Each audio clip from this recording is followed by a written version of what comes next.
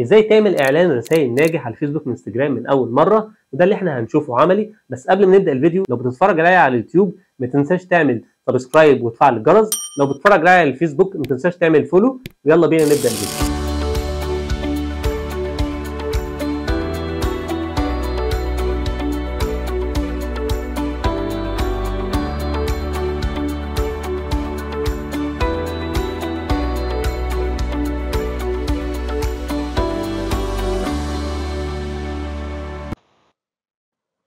خلينا نطبقه بشكل عملي ازاي نعمل اعلان ناجح على الفيسبوك وانستجرام ويكون هدفه اعلان رسائل.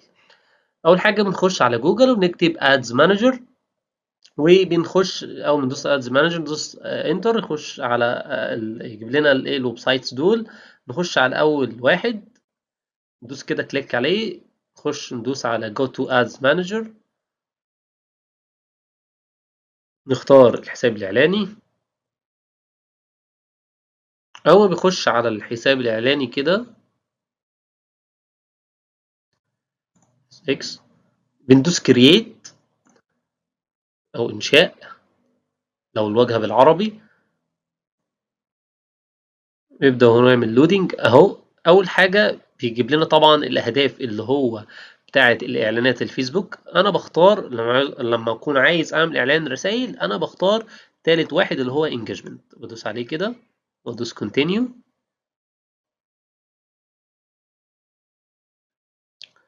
طبعا زي ما احنا قلنا في اعلان التفاعل ده، طبعا ارجعوا له لان اعلان التفاعل كنا بنتكلم بشكل تفصيلي اكتر في الكامبين، فده ممكن ترجعوا له. وهنا برضه هنتكلم ولكن ايه بشكل سريع شويه. طبعا هنا كل حاجه زي ما هي، ما بنستخدمش اي حاجه من الحاجات دي. نخش على الادست، على المجموعه الاعلانيه. طبعا في الاول لازم نسمي طبعا الكامبين، لازم نسميها مثلا محمد سعيد.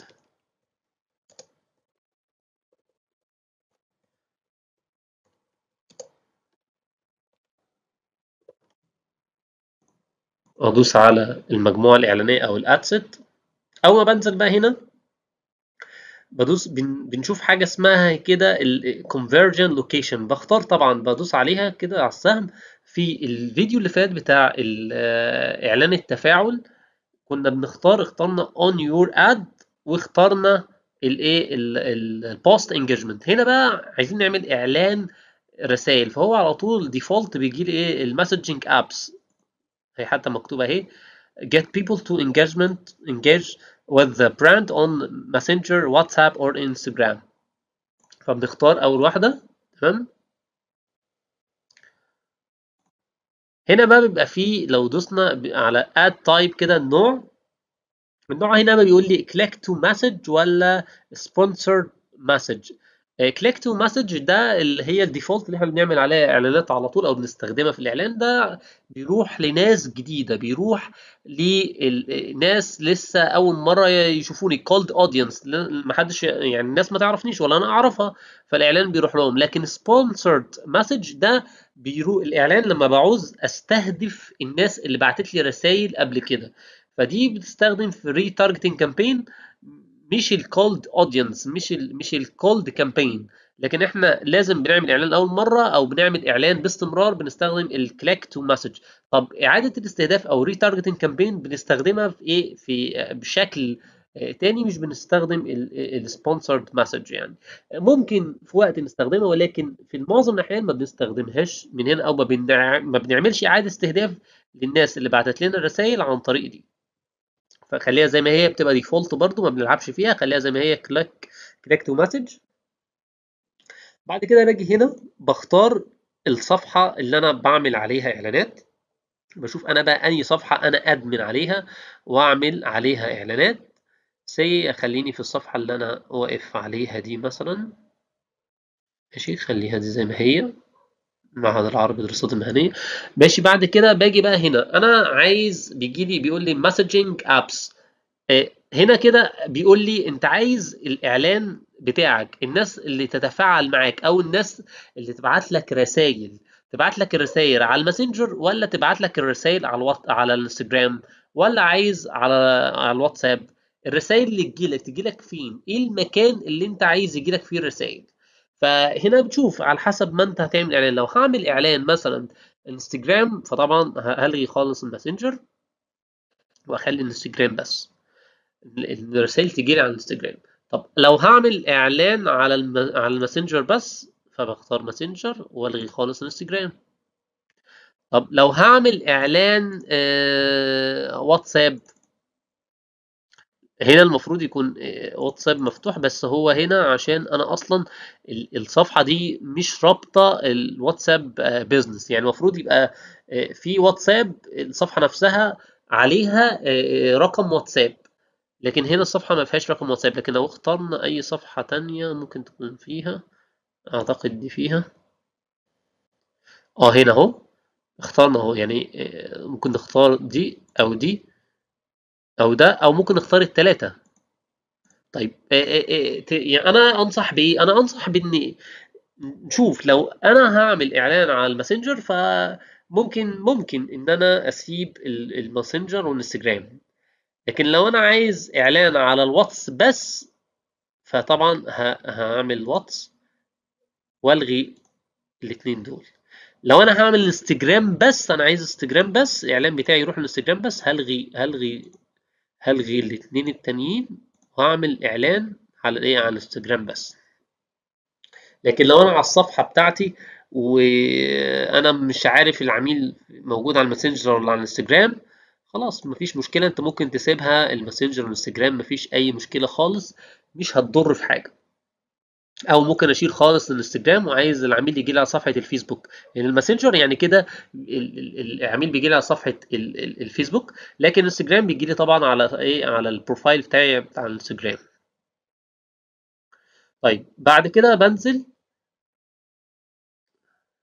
نرجع الصفحه بتاعتنا.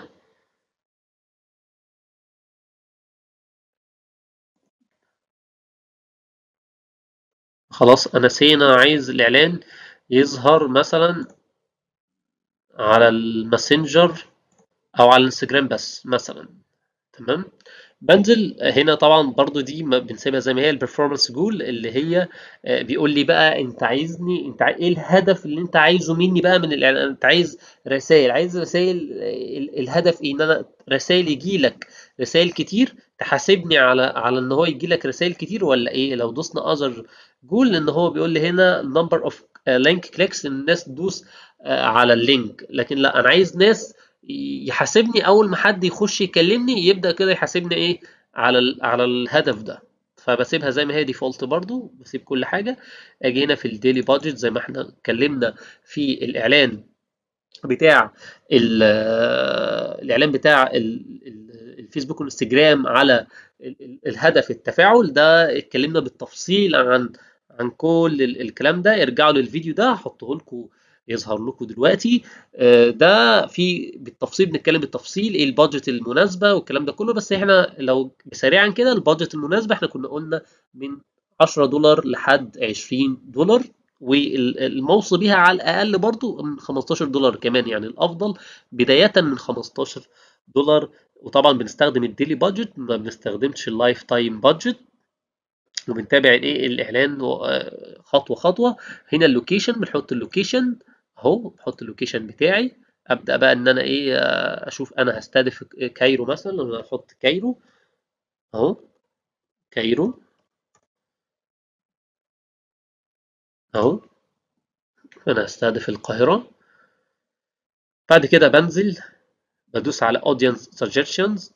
طبعا هنا هنتكلم بعدين في ده recommended. الفيسبوك عمل تارجت باسلوب تاني، هنتكلم فيه بالتفصيل في الفيديوهات الجايه. بس احنا دلوقتي عايزين نعمل بايدينا الاستهداف بايدينا، فهندوس audience suggestion، ندوس عليها ونحط الايدج، الاعمار بتاعت الناس اللي انا بستهدفها، والجن. طبعا انا بستهدف مثلا عنده مثلا من 25 سنة لحد مثلا حد 40 سنة. وعادي انا بستهدف الجندر، الرجال والنساء، مفيش اي مشكلة. في الديتيلد تارجتنج انا مثلا بدي كورسات ماركتينج مثلا، فاكتب ماركتينج. ده مكان بيدي مثلا ديجيتال ماركتينج، معهد بيدي في كورسات مثلا. فادي اهو كتبت الانترست وبكتب انترست واحد. هنا في الديتيل تارجتنج لما في المسج كامبين هنا ما بعملش ما بكتبش كذا انترست او كذا اهتمام. انا هنا بستهدف او بكتب ايه الاهتمامات الناس عشان الفيسبوك يفهم الناس اللي انا عايز استهدفهم، فبالتالي يروح لهم الاعلان يروح لهم. طيب انا هنا احط قد ايه؟ احط انترست واحد بس، ما تحطش اكتر من واحد لو انا استخدم مسج كامبين عشان ابيع. عشان لو انا استخدمت اكتر من انترست او اكتر من كي ووردز ده بيلخبط الايه الفيسبوك. طيب بعد كده بنزل هنا. طبعا هو عامل لي الايه البلاسمنت، هو عاملها اوتوميشن او يعني بيستخدم كل الاختيارات. انا لو عايز انا اعدل فيها فبختار الشو مور اوبشنز، وهنا مكتوب لي هنا بقى ايه all placement selected، بختار عليها بدوس edit واختار هنا switch to manual placement. انا كده عايز انا اللي اختار بايدي المانوال، هو لوحده عامل لي انستجرام ان الاعلان هيوصل في الانستجرام بس. انا عايز الاعلان يوصل في الانستجرام بس. انا لو عايز بقى، هو بيقول لي في الفيدز وفي الستوري وريلز وفي الايه في الستريم. انا لو عايز الغي الستريم ممكن الغيها الستريم خالص واشتغل اول اتنين، مفيش اي مشكله خالص. عايز اخليها مفيش اي مشكله. طب انا عايز الاعلان يجي مثلا مش انستجرام، عايزه على الواتساب مثلا، فاروح لاغي الانستجرام و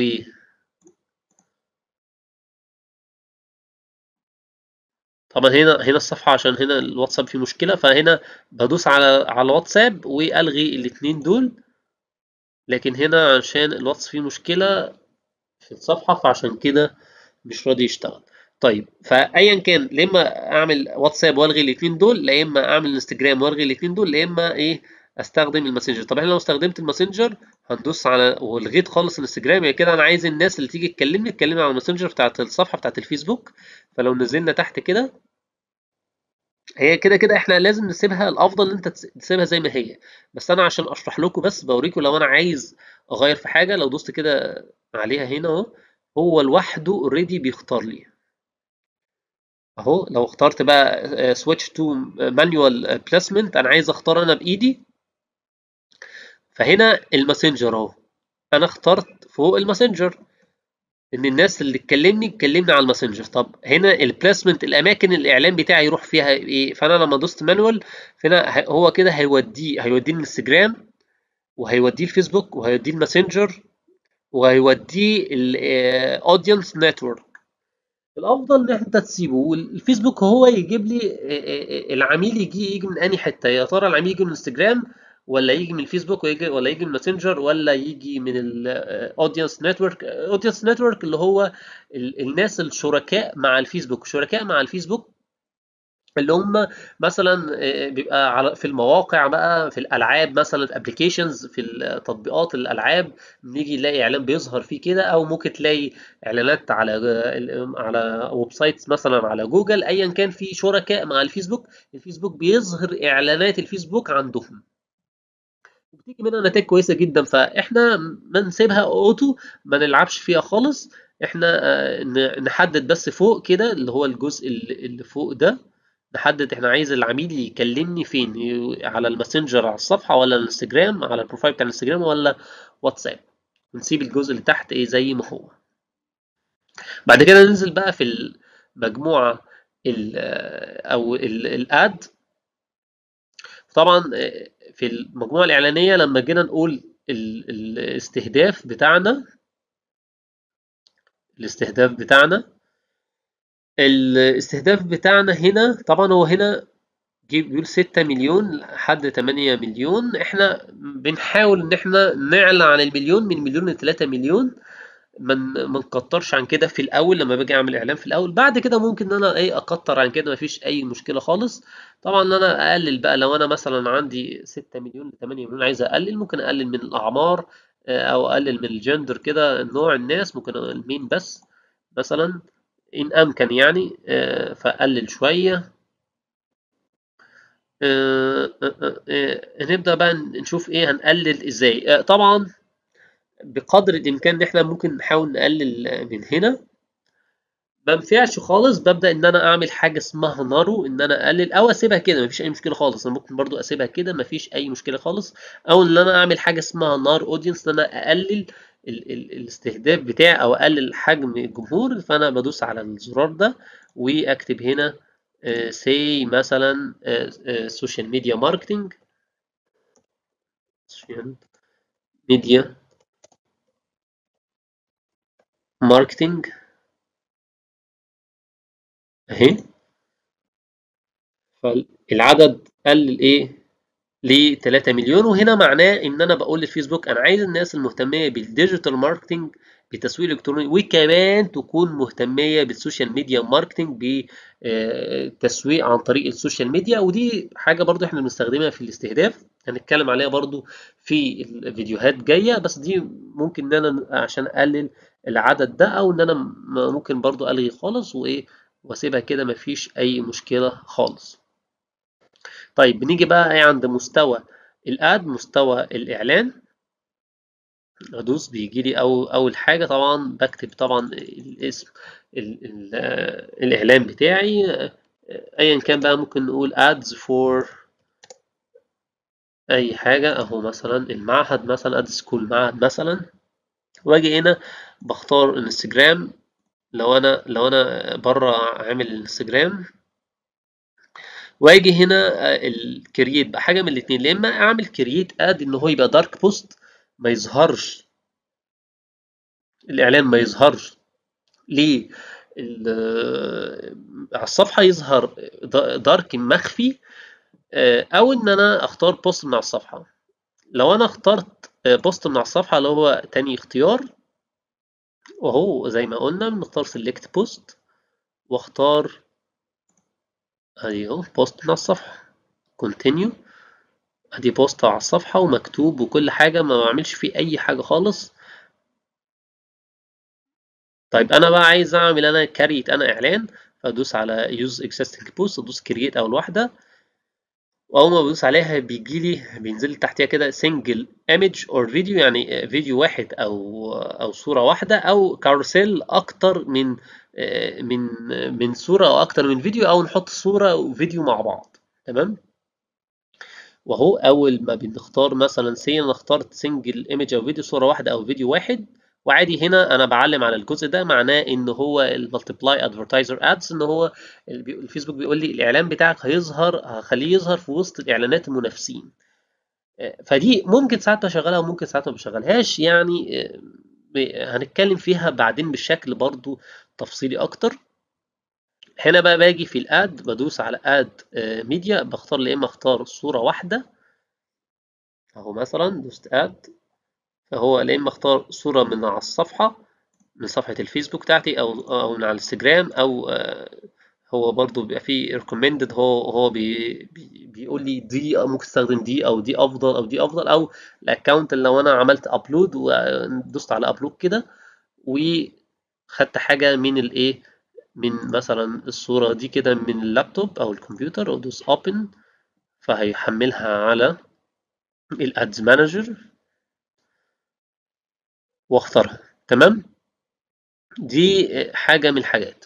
طيب او ان انا اختار فيديو، طبعا بدوس اهو اد فيديو مثلا حاجة على الصفحة اهي، next next next done اهي برضو، هو ايه نزلها هنا. طيب ده بالنسبة للسنجل ايمج او فيديو. طب الكاروسيل ده اللي هو ايه؟ الكاروسيل ده بيبقى عدد من الصور او عدد من الفيديوهات، او جزء صور جزء فيديوهات، زي ما انا عايز. انا اللي بختار حاجة زي كده، بس اهم حاجة لا يتعدى العشرة، عددهم لا يتعدى العشرة، او حتى كاتب من 0 ل10. فبدوس اد كاردز واقول مثلا هنا هو بيقول لي اد ايمج كاردز، عايز تحط صور ولا فيديوهات، ولا تعمل انت فيديو. احنا فيديو ده ما بنعملوش او ما بنستخدموش، لاني انا اصلا هنا انت اصلا تبتكر فيديو. لا، انا خليني انا اد ايمج واختار، والله عايز اختار دي وعايز اختار دي. ادي مكتوب كده، انا كده اخترت 2/10، واختار دي واختار ده وده وده وده. انا كده 7/10، سبع ديزاينات من 10. اخترت ده وده وده. بعد كده هو نفسه ما بيرضاش يخليك تختار حاجة تاني. كده اخترت 10، عادي ممكن اختار 10 او اقل، انا زي ما انا احب. ممكن اختار 2، ممكن اختار 3، مش لازم اخلي اوصل لرقم 10 يعني. تمام. وبعد كده بدوس continue، وايه بينزلوا ايه العدد كده. طيب هنا ايه، هنا لازم انا في كل اعلان لازم يبقى فيه هيدلاين. الهيدلاين ده اللي هو الحاجة اللي بتظهر تحت الاعلان. يعني اي اعلان من دول لازم بيبقى تحتيه هيدلاين، اللي هو هوريه لكم كده. يعني احنا مثلا ده لو كتبنا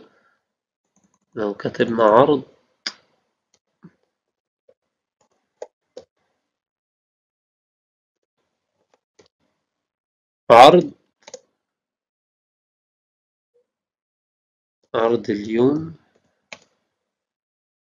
خصم 50%. خلينا ننزل تحت كده اهو، ظهر اهو. كتب ده الهيدلاين، يبقى مكتوب اللي بيبقى مكتوب جنب البطن اللي هو بيدوس عليه سند مسج مثلا، بيبقى مكتوب ايه جنبيها كده. فده الهيدلاين. لازم بنكتب لكل صورة منهم هيدلاين. لازم كل صورة فيها هيدلاين، ونكتب ايه الديسكريبشن. الايه الديسكريبشن ده بكتب وصف للكلام اللي انا بقى اللي فوق مثلا. ممكن بكتب نقط معينة مهمة مثلا تجذب العميل بتاعي، نقاط كده معينة تجذب ايه العميل بتاعي، مهمة جدا برضه. طيب ده بالنسبة. ممكن طبعا احط انا اهو، حطيت اهو، ممكن الغي مثلا ده. ممكن مثلا الغي ده والغي ده، ريموف هنا كده، واحط مكانهم اهو في اد كده كده. لسه في كده، بدل ما مسحت 2 او 3 ادوس اد كاردز واحط فيديوز، يبقى صور مع فيديوهات عادي خالص اهي. واختار ده مثلا اهو، مفيش اي مشكلة خالص. الايرور ده يعني انت لازم حط الايه، حط الهيدلاين، حط الديسكريبشن. اول ما بتحطهم على طول هو بيلغي ايه الجزء ده خالص، بيلغي اللي بقى الجزء اللي كان فوق ده. طيب سي ان انا مثلا هشتغل بايه سي ان انا هشتغل بديزاين واحد او فيديو واحد. مفيش مشكلة خالص كتجربة يعني، عشان احنا بنشرح دلوقتي.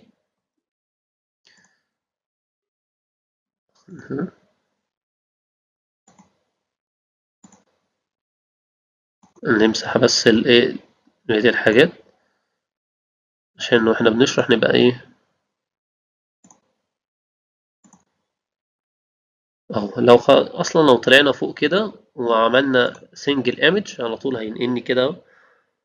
واجي هنا ادوس اد، ادوس ايمج، واختار مثلا الديزاين ده، وادوس نيكست، وادوس دون. يقول لي حط الهيدلاين، وانا احط الهيدلاين مثلا خصم 50%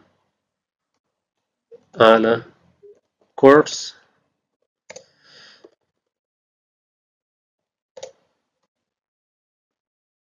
اعلانات الفيسبوك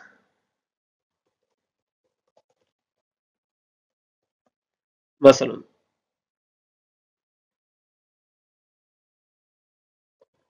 نقلل شوية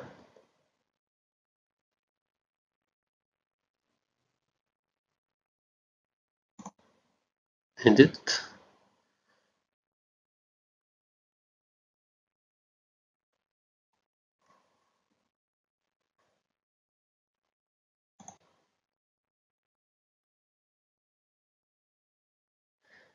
تمام. احنا ممكن نغير بس edit. لا مش عايزين edit، ونختار edit media، نغير خالص، ندوس على add media، هو هيفتح لنا مثلا ده، ندوس على add media ونختار اي حاجة تانية.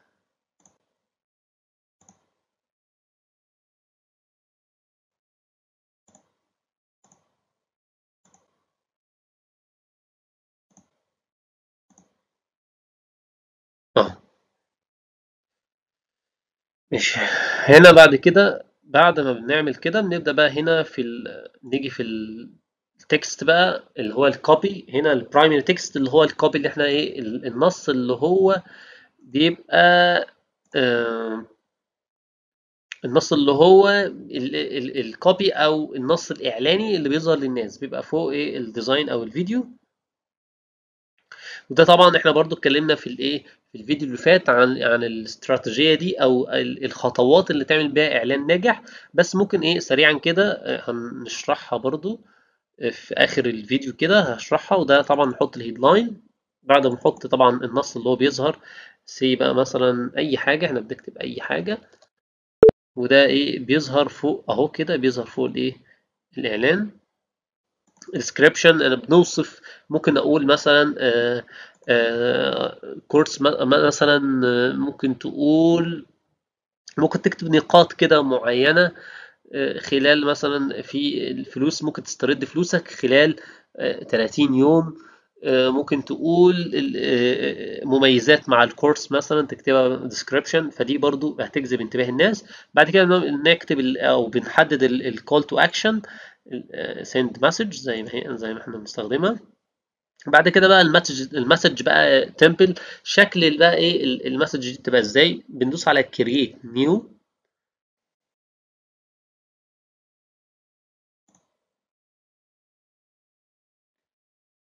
اول ما ندوس على create new بيجي لي كده دي اللي هي ايه الحاجه اللي هتظهر. فبدوس طبعا edit وبيظهر لي كده. فاول ما بيظهر لي ده انا بختار بقى لا text only، لا text and image، لا text and video. text only ان هو ايه تكست كده بيظهر للعميل اول ما بيفتح بقى. طبعا ده التكست ده ممكن انت تعدل فيه، يعني ممكن انا الغي ده خالص، والغي ده، والغي ده كده، واقول بكتب بالعربي، العربي اهو، اهلا، اهلا بيك، وادوس على الشخص ده كده، ادوس عليه، ادوس first name of reception. تمام. بعد كده اهلا بيك ميدو مثلا، هو بيكتب بقى، بيشوف اول اسم من الايه، من البروفايل او من الشخص اللي هو بي ايه بعت مسج. اقدر اساعدك ازاي، واعمل مثلا ايه موجن كده مثلا. ده ده كده التكست بس. تمام. دي هتظهر له كده اهي، هتظهر له اول ما يدوس على السند مسج.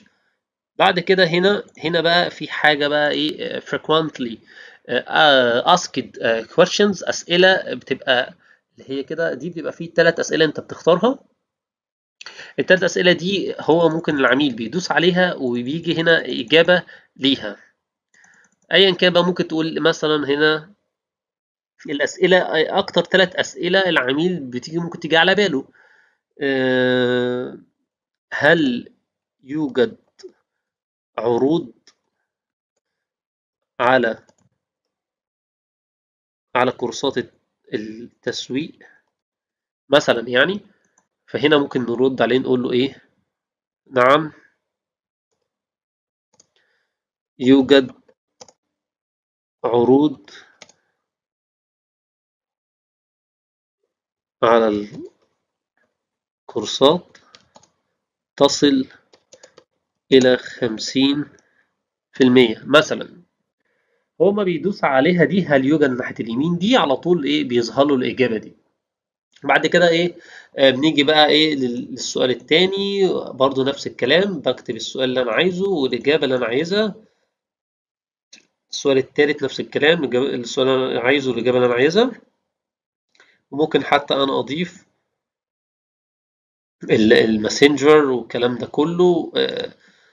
ولكن ممكن في وقت انت ما تحبش تختار او تستعمل الاسئله، انت عايز واحد يبعت لك كده وانت تبدا تتفاعل انت معاه، تبعت له كده واحده واحده. فهنا في الوقت ده بختار none كده، ما يحصلش اي حاجه خالص.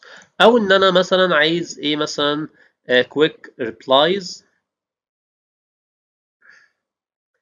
quick replies ده سؤال هنا I would like to learn more. ممكن اكتب مثلا تفاصيل اكتر، تفاصيل اكتر. فهنا برضو هنا تكست، هنا ممكن اكتب له الكلام ايا كان الكلام اللي انا عايزه، فده يجي له على طول اسئله ردود سريعه. او يبقى في اختار بوتون كده، لما بدوس على السهم اختار بوتون كده. بوتون ده ان انا بختار بوتون سي عايزه يجي يروح يشوف الويب سايت. او ممكن اكتب له مثلا ايه، مثلا زور الويب سايت الخاص بينا.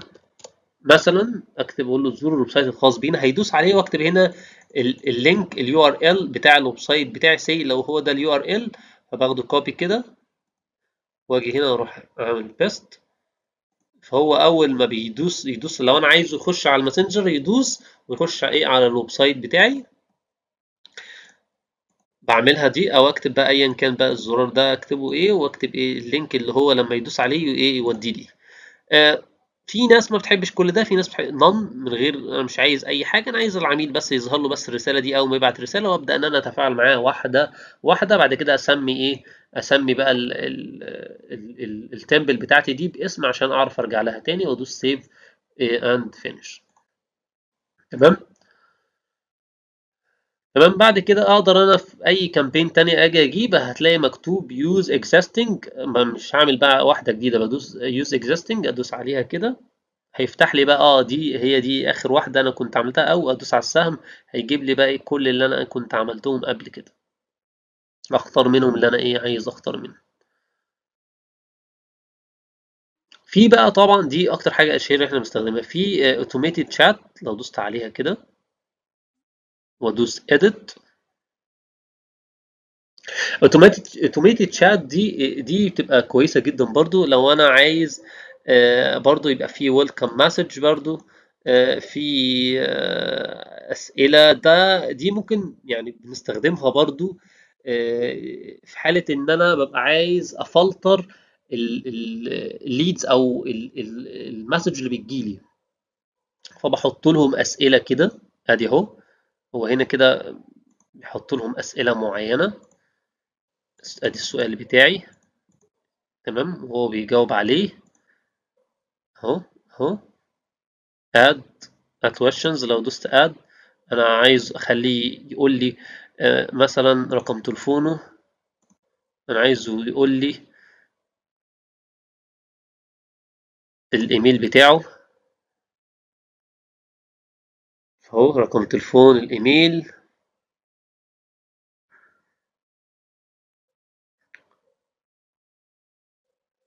فعايز العميل على طول لو هو مهتم اقول له لو سمحت ممكن تقول لي رقم تليفونك، فيبدأ بقى ان هو يقول لي رقم تليفونه، ويبدأ يقول لي ايه ويبدأ يقول لي الايه الحاجات التانية. طبعا هنا انا بختار، هنا بختار الايه allow to skip. يعني هو كده انت عايزه ان هو لو ما يردش على ايه على ده ولا لازم يكتبه؟ لا، فانا مثلا عايزه يكتبه، الغي ده كده. وهنا طبعا هنا بقول له بقى ثانك يو ان انت مثلا جاوبت على الاسئله لما هو يجاوب. هنا لو في انا ممكن اوديه لينك الويب سايت بتاعي، اقول له مثلا زور الويب سايت بتاعنا. نفس الكلام، زوروا الويب سايت ايا كان،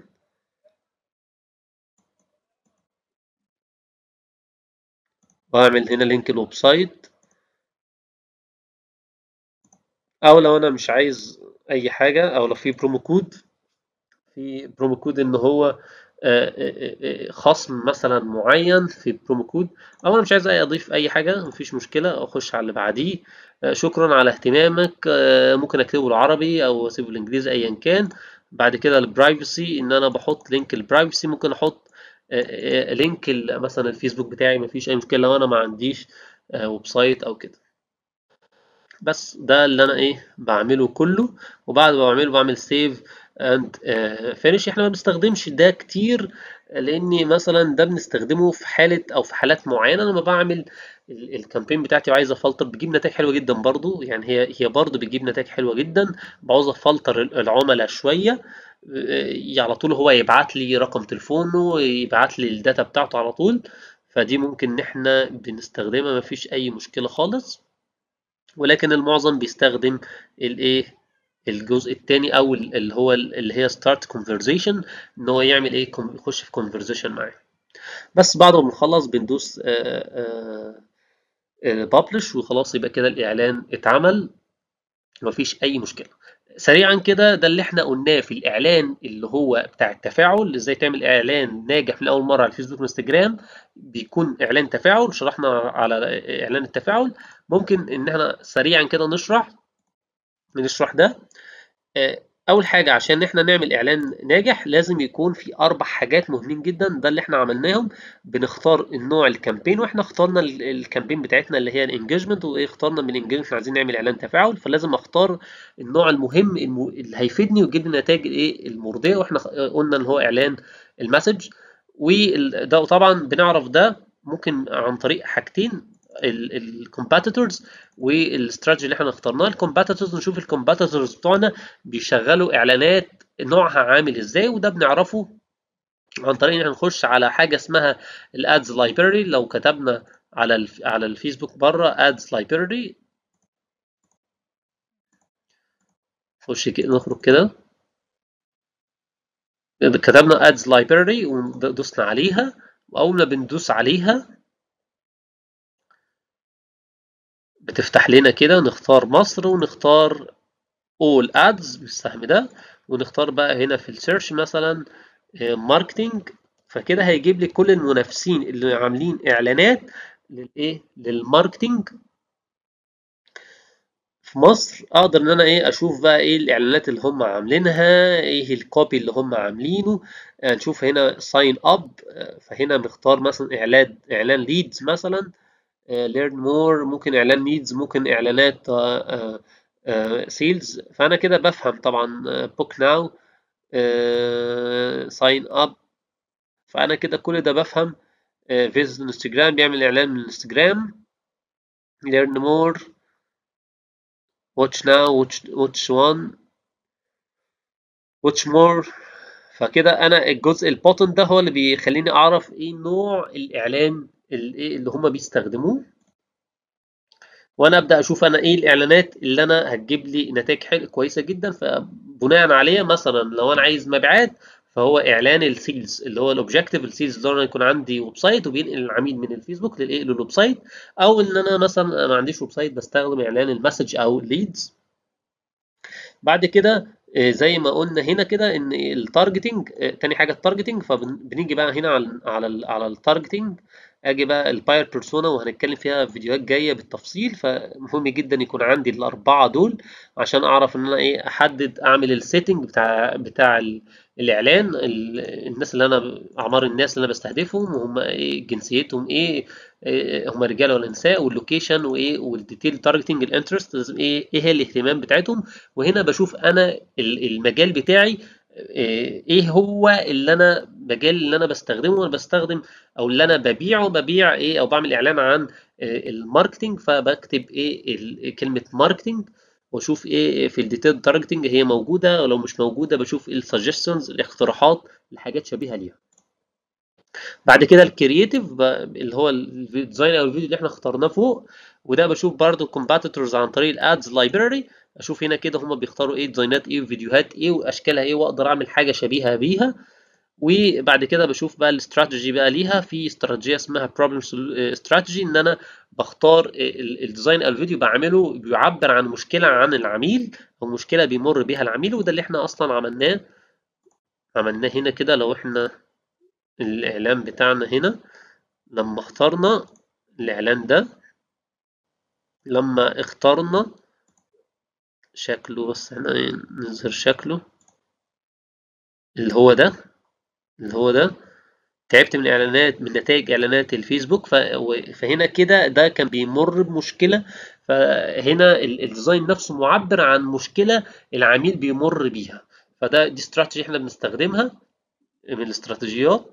واخر حاجه الكوبي، برضه بشوف الكومباتيتورز عن طريق الادز لايبراري. بشوف الادز لايبراري هم كاتبين الكوبي ايه الكوبي اللي هم كاتبينه، عشان ابدا اشوف ايه النص الاعلاني اللي هو بيحقق نتائج كويسه جدا.